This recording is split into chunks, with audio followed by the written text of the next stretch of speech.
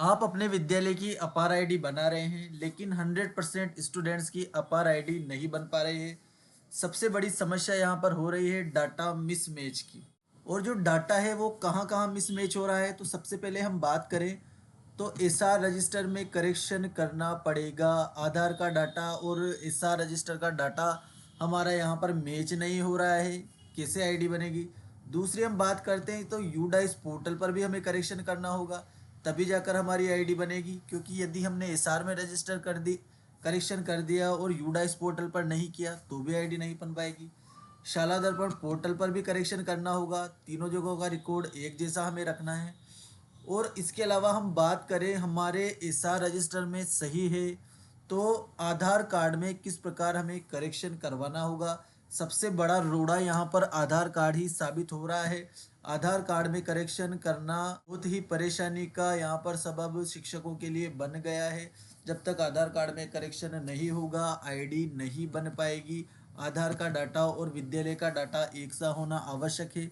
तो इस वीडियो में मैं आपको बताने वाला हूं कि किस प्रकार आप एसआर में, यूडाइस पोर्टल पर और शाला दर्पण पर और आधार कार्ड में करेक्शन कर सकते हैं और अपार आईडी 100% बना सकते हैं। तो वीडियो को शुरू करने से पहले अगर आप हमारे चैनल पर नए हैं तो चैनल को सब्सक्राइब करें, बेल आइकन प्रेस करें। वीडियो को शुरू करते हैं।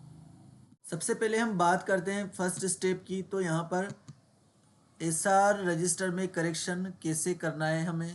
यदि विद्यार्थी का आधार कार्ड में डाटा करेक्ट है और एसआर रजिस्टर में हमें करेक्शन करना होगा, क्योंकि जब तक आप एसआर रजिस्टर में करेक्शन नहीं करोगे यूडाइस पोर्टल पर, ऑनलाइन पोर्टल पर आपका करेक्शन करना सही नहीं होगा। ये वैलिड तरीका नहीं है, आगे जाकर आपको दिक्कत इसके लिए हो सकती है। तो सबसे पहले आपको एसआर रजिस्टर में करेक्शन करना है। इसके लिए सबसे पहले आप अपना यूडाइस पोर्टल ओपन कर ले। यहाँ पर आपको डैशबोर्ड नजर आएगा, लिस्ट ऑफ ऑल स्टूडेंट्स की लिस्ट यहाँ से देखें और एक्टिव स्टूडेंट पर आप क्लिक करें। अब आप यहाँ पर देखेंगे कि वैलिडेशन यहाँ पर फेल हो रखा है। स्कूल का डाटा, यूडाइस का डाटा और आधार कार्ड का डाटा तीनों यहाँ पर अलग अलग है। नाम में और जन्मतिथि में यहाँ पर बदलाव है। तो सबसे पहले हमें ये क्लेरिफाई कर लेना है कि आधार में यदि बच्चे का सभी डाटा करेक्ट है तो फिर आधार को अपडेट नहीं करवाना है, फिर हमें करेक्शन करवाना है हमारे एसआर रजिस्टर में, शाला दर्पण पोर्टल पर और एसडीएमएस यानी कि यूडाइस में डाटा में। तो सबसे पहले एसआर रजिस्टर में आपको किस प्रकार करेक्शन करना है वो प्रोसेस मैं आपको बताता हूँ। इसके लिए आपको बच्चे के अभिभावक को विद्यालय में बुलाना है और उसको बताना है कि 50 रुपये का स्टाम्प आपको कोर्ट से खरीदना है और उस पर इस प्रकार का शपथ पत्र बनवाना है। ये शपथ पत्र मैंने विद्यालय में बच्चों के करेक्शन ऐसा रजिस्टर में करने के लिए बनवाया था। मैं आपको दिखा देता हूँ किस प्रकार इसमें आप करेक्शन करवा सकते हैं। अब आपको शपथ पत्र में लैंग्वेज क्या लिखनी है। अभिभावक यहाँ पर बयान कर रहा है कि मेरी पुत्री का नाम विद्यालय रिकॉर्ड में जो दर्ज है वो गलत है। अब मैं शपथ पूर्वक बयान करता हूँ कि मेरी पुत्री का नाम उसके आधार कार्ड में दर्ज है जो कि सही एवं सत्य है। मैं शपथ पूर्वक बयान करता हूँ कि मेरे पुत्री का नाम उसके विद्यालय रिकॉर्ड में यानी कि आधार कार्ड के अनुसार वो ये शपथ पत्र बनवा कर लाया है। इसमें उसने जो जो भी बदलाव कराने हैं वो लिख दिए हैं, जो विद्यालय रिकॉर्ड में गलत नाम दर्ज है वो भी लिख दिया है और जो सही करवाना चाहता है वो भी लिख दिया है। इसके बाद में शपथ पूर्वक बयान करता हूँ कि उक्त शपथ में वर्णित तथ्य मेरे निजी ज्ञान व विश्वास से सही एवं सत्य है, इसमें कोई तथ्य नहीं छिपाया है, ईश्वर मेरे सत्य है। और इस पर हस्ताक्षर हो गए हैं, नोटरी हो गई है। इस प्रकार का शपथ पत्र लेकर आप एसआर रजिस्टर में सही कर सकते हैं। कोई परेशानी का सामना आपको करना नहीं पड़ेगा। यदि आप बिना शपथ पत्र के एसआर रजिस्टर में करेक्शन करते हैं तो बच्चे को भी परेशानी का सामना करना पड़ेगा और आगे जाकर आपको भी परेशानी का सामना करना पड़ सकता है। अब आपने एसआर रजिस्टर में करेक्शन कर लिया है। अब हम बात करते हैं यूडाइस पोर्टल पर करेक्शन किस प्रकार करना होगा। एसआर रजिस्टर में रजिस्टर करेक्शन करने के बाद भी यूडाइस पोर्टल पर सही नहीं होगा, उसके लिए आपको एक प्रोसेस अपनाना होगा। वो प्रोसेस क्या है वो भी मैं आपको बता देता हूँ। अब यहाँ पर यूडाइस या एसडीएमएस में डाटा अपडेट करवाने के लिए आपको विद्यालय स्तर पर कोई ऑप्शन नहीं दिया गया है। बच्चे के यदि नाम में गलती है, डेट ऑफ बर्थ में गलती है तो आपको उसके लिए फॉर्मेट S3 यूडाइस पोर्टल से डाउनलोड करना होगा। किस प्रकार आपको उसको भरना है, यूडाइस कोड यहाँ पर भरने होंगे, स्कूल का नाम आपको यहाँ पर भरना होगा, इसके अलावा डिस्ट्रिक्ट यहाँ पर भर दे और स्टूडेंट 11 डिजिट नेशनल आईडी। अब नेशनल आईडी की हम बात करें, यहाँ पर जो दी गई है स्टूडेंट 11 डिजिट नेशनल आईडी, तो यहाँ पर आपको कंफ्यूज नहीं होना है। यहाँ पर आपको स्टूडेंट का पेन नंबर फिल करना है, यही 11 डिजिट की नेशनल आईडी है। अब आप यहाँ पर देखेंगे स्टूडेंट का करंट नेम मैंने यहाँ पर लिख दिया है। अब ओल्ड नेम यहाँ पर जो स्कूल में प्रेजेंट में है वो यहाँ पर लिख दिया है। इसके सरनेम में BHEEL भील हो रहा है, जबकि आधार कार्ड में इसके BHIL भील है। तो जितने भी बच्चों के आपके इस प्रकार के करेक्शन हो रहे हैं उनको आप एक बार क्लेरिफाई कर लें, लिस्टेड कर लें, फिर उसके बाद सभी के एक साथ S3 फॉर्म भरें और ब्लॉक MIS में ले जाए उनको। हैंड टू हैंड वो लोग वहाँ पर एक बंदा इसके लिए लगाया गया है। हैंड टू हैंड आपको 5 मिनट का समय लगेगा। सभी बच्चों को वो आपकी आंखों के सामने करेक्शन करके दे देंगे, आपके फॉर्म में आपको वापस लौटा देंगे। इस प्रकार आप SDMS में भी करेक्शन बच्चों के करवा सकते हैं। रही बात किसी के माता या पिता के नाम में भी अगर आधार से और SDMS के डाटा में करेक्शन करना है आपको, तो वो आप यूडाइस पोर्टल पर खुद ही कर सकते हैं, वो भी मैं आपको बता देता हूँ। माता या पिता का नाम करेक्शन करने के लिए आपको स्टूडेंट की जनरल प्रोफाइल यूडाइस पोर्टल में ओपन कर लेनी है। अब यहाँ पर आप देख सकते हैं ये माता का नाम है मदर्स नेम और ये फादर्स नेम पिता का नाम है। यदि आपको यहाँ पर कोई सरनेम ऐड करना है तो आप आसानी से यहाँ पर ऐड कर सकते हैं। करेक्शन का ऑप्शन यहाँ पर दिया गया है। माता के नाम में भी कर सकते हैं आप और पिता के नाम में भी कर सकते हैं। इसी तरह से पिता के नाम में यदि आपको सरनेम हटाना है तो आप इजी गोइंग हटा सकते हैं। वापस ऐड करना है आप इसको तो यहाँ से ऐड करके सेव कर सकते हैं। इसमें कोई परेशानी वाली बात साथियों नहीं है, इसको आप यहीं से कर सकते हैं। अब रही बात शाला दर्पण पोर्टल पर किस प्रकार करना है आपको, वो भी मैं आपको बता देता हूँ।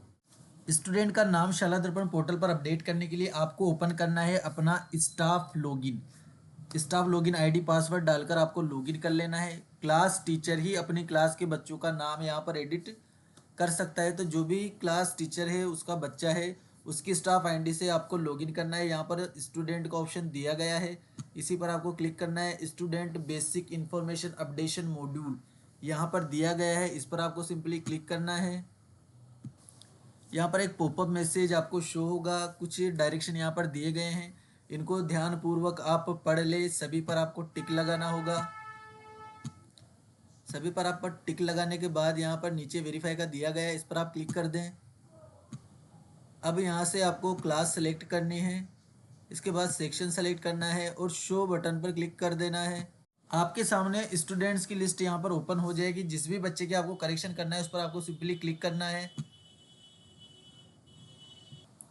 अब जिस चीज़ में आपको करेक्शन करना है, नेम में करना है तो नेम पर टिक लगाए, फादर्स के नेम में करना है, मदर के नेम में करना है, डेट ऑफ बर्थ में करना है तो डेट ऑफ बर्थ पर आप टिक कर सकते हैं। जिस भी वैल्यू में आपको करेक्शन करना है उस पर आप क्लिक कर सकते हैं और वांछित संशोधन दर्ज यहाँ पर कर सकते हैं। जैसे आरती यहाँ पर नाम लिखा हुआ है, अब इसके सामने आपको यदि आरती शर्मा ऐड करना है, आरती मीणा, आरती मेघवाल, जो भी आपको यहाँ पर ऐड करना है आप ऐड कर सकते हैं। यहाँ से सेव बटन पर आपको सिंपली क्लिक कर देना है। यहाँ से आपकी रिक्वेस्ट सेव होगी और वो चल जाएगी आपके प्रिंसिपल के पास, वो वहाँ से अपडेट करेंगे। किस प्रकार अपडेट करेंगे वो भी मैं आपको बता देता हूँ।